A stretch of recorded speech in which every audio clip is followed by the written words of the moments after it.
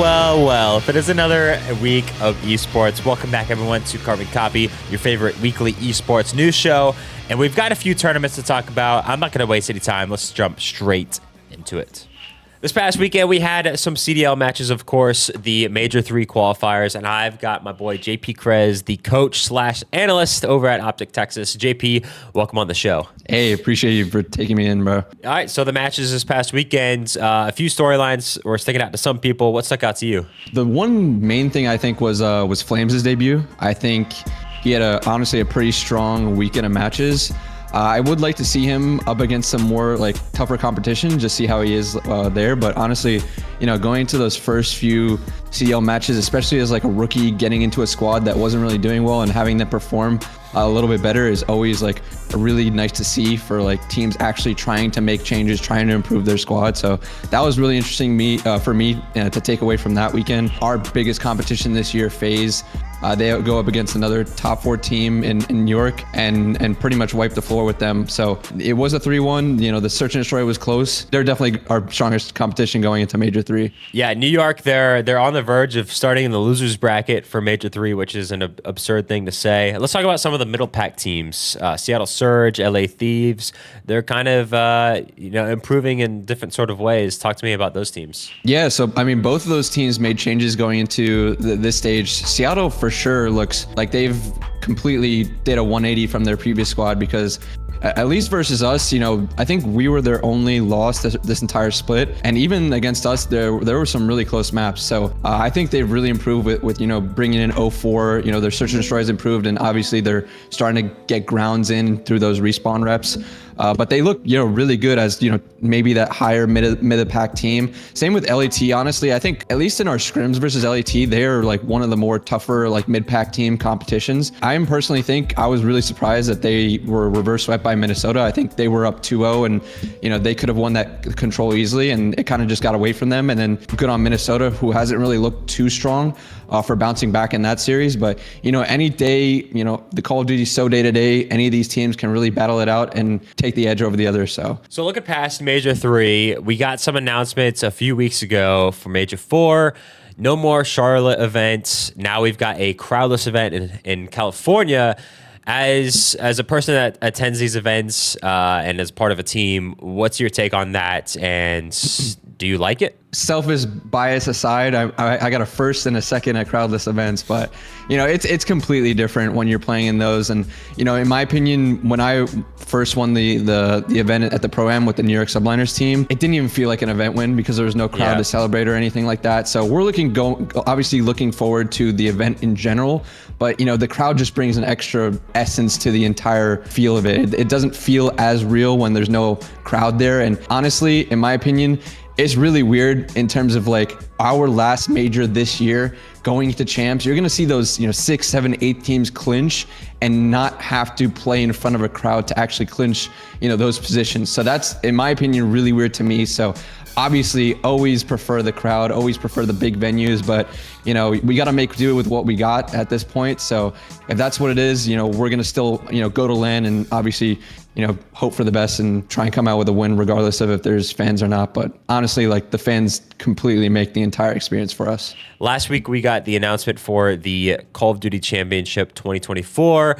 Tell us about that. What's going on there? Yeah, super excited. It's going to be home in Texas here for Optic Texas. And obviously we're hosting it. I'm super excited because I don't have to, take a plane ride. It'll just be a little drive for me. We're going to have the fan support, obviously. Usually, Optic does have the fan support regardless, but yeah. I saw a couple pros on the timeline with some crybaby cheese about the home crowd event. But like you said, almost every single event has a home crowd for Optic Texas. It's going to be nothing new. Just because the name Optic is attached to the event, in my opinion, doesn't give any sort of advantage to Optic. What's your take on that? Oh yeah, I agree. And from what I've heard, it's just us providing those resources to host it and having it in Texas. I don't think it's, the Optic champs or anything like that, like a home series or anything like that. So that's from the gist that I got from just hearing about things. From the graphic we saw for the seating, we're going to get a 360 view arena style event like we see in Rocket League and Dota. That's going to be awesome. I mean, tell me about that. I think that's super sick. Like, that's the first time ever that we've had a full 360. Like, there's been a lot of, 180 crowds and even a little bit more than that maybe, but a full 360 around is really interesting. Having the teams face off each other, in front of each other, and having all the crowd around them is completely different. It's never seen before in Call of Duty. And I think it's going to be a really cool experience, honestly. Yeah, but JP, I appreciate you hopping on and talking some CDL. A lot to talk about, and just a few more weeks until we're in Toronto. Awesome. Appreciate it, man. Thanks for having me on. This week in League of Legends, we had the mid-season invitational start, and I brought 3 buddies that are obsessed with the MOBA League of Legends. David, Hey Cam, Obi, welcome to the show. I'm not going to waste any time. This is why you should be excited. David, you're on the clock. Why should we be excited about MSI 2024?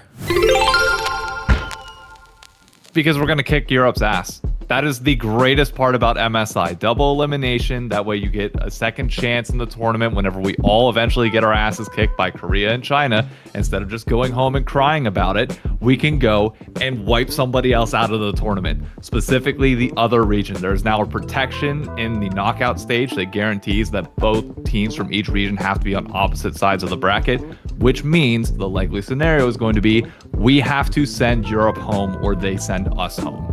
And I don't know about you, but I watched Worlds 6 months ago, and I saw exactly what happened. Well, yes, they did send Cloud9 home. Unfortunately, their better team ended up losing. So I'm not worried about G2 in any way. Don't let the scrim results tell you anything. They were dominant in scrims at Worlds last year too, and you saw how that worked out for them. So we're fine. And if the one series that we've seen so far is any indication, the people that you think that you need to be worried about for North America, they're going to be fine. Yeah, I mean, just to be a contrarian, you don't think that G2 lost to NRG because they all got COVID-24 the day that they were supposed to be playing, the day that they played NRG? I mean, Hansama and Caps look dead out there. And the only thing that's going to be dead is their bot lane again this time around. Yawn and Core JJ are better than what FBI and Huhi were. And I know we haven't seen Yawn on the international stage without a top laner in jungle who gave up on them midway through the tournament. But I promise you it's going to be good. Agreed. All right, European is going to go down in the MSI tournament. Hey, Cam, now it's your time. What's got you excited for MSI? Let's be gone with that faux contrarian stuff. I'm taking David's point and I'm getting more granular with it. It's hashtag time to fly, baby. FlyQuest is waking up. They had a disappointing performance in the spring finals against Team Liquid, but they are here and they're ready to play. I am willing to say that Whippo and Inspired is the best top side of the map of all the Western teams. Today, in the month of May 2024, I'm willing to say Whippo and Inspired are better than Zeus and Owner from T1. So I'm ready for them to stack up against each other. Maso and Busio also had disappointing performances in the spring finals. That bot lane really does need to wake up. Luckily, I was able to watch the games this morning, and Masu looked amazing. Busio still shaking off some nerves here and there, but I believe that they're going to be able to pull it together with Jensen as the rock in the mid lane. And my spicy take to add to this is, even though I think it's time to fly, and I know that the boys can do it, they don't, and they fail out miserably. I think Jensen might be looking at a job at McDonald's, because I know Quad is setting on FlyQuest NACL bench, and I heard that Quad's amazing, and I'm sure that Whippo and Inspire are licking their lips looking at him if Jensen doesn't do well again. I guess you wouldn't really be a North American fan if you didn't talk about roster moves before the tournament's even over, right? I can't help myself. I can't help myself. It's constantly looming. So much turnover in this league. All right, Obi, last but not least, what you got? As you already know, Team Liquid is going to kick some ass at MSI. Hey Cam, my good boy. Team Liquid's top side of the map is so much better. My boy Impact is going to be the top father over Broken Blade, over Whippo, over everyone. And Humpty is going to show why he should have been on a top tier LCK team, because Team Liquid is going to do the damage. They are going to do big things. I think that they are looking better than any Team Liquid has in the past like 4 years, 5 years since Double Liquid. And I think they're gonna do some surprise. They looked like a complete team in the playoffs. That playoff run was beautiful. I'm hoping Impact pulls out the Gnar as a Gnar main. We'll see some international Gnar gameplay. Maybe. I mean, we always see him in these international tournaments. But let me tell you about Shen. Impact Shen. Yeah. Oh. That is what we need. We need that. I'm going to throw in my 2 cents. I am hoping to have a awesome crowd. I just looked at the venue. We had Counter-Strike in Chengdu just a couple of weeks ago. They had their first huge tournament in China in a long time over there. This is same city, now League of Legends. The venue looks amazing, and it's a theatrical setup with incline seating in the theater. So I'm really looking forward to see how the crowd in China does. I don't know of any. Do you guys know what the most recent international China event was? Was that COVID? It would have been during COVID. So I also got confirmed from Riot that they're expecting full seating capacity in this venue to be 7,500. Now, if you look at some of the pictures from today, they only have the front sections open, which makes sense given that it's a weekday, it's early on in the tournament, they're waiting until the bracket stage to fully open it up. They're not even utilizing the upper seats yet. They will, and when they do, it's going to be loud. Awesome. Well, thank you, gentlemen, so much for coming on the show. MSI is in full swing. We're going to be covering that on the show over the next few weeks. Gentlemen, thank you for coming on the show. We'll have you on soon. That's going to be it for Carbon Copy this week. I appreciate you all tuning in. Of course, there's tons of esports going on. There's an unlimited options this weekend for what you're watching. Let me know what you're watching in the comments down below. I'm going to be watching some League of Legends, some Apex Legends, all the Legends. But of course, I'll see you guys next week, and we'll talk about all the things going on this weekend and the following weeks. Don't go anywhere. We'll be back soon. I appreciate y'all. Peace.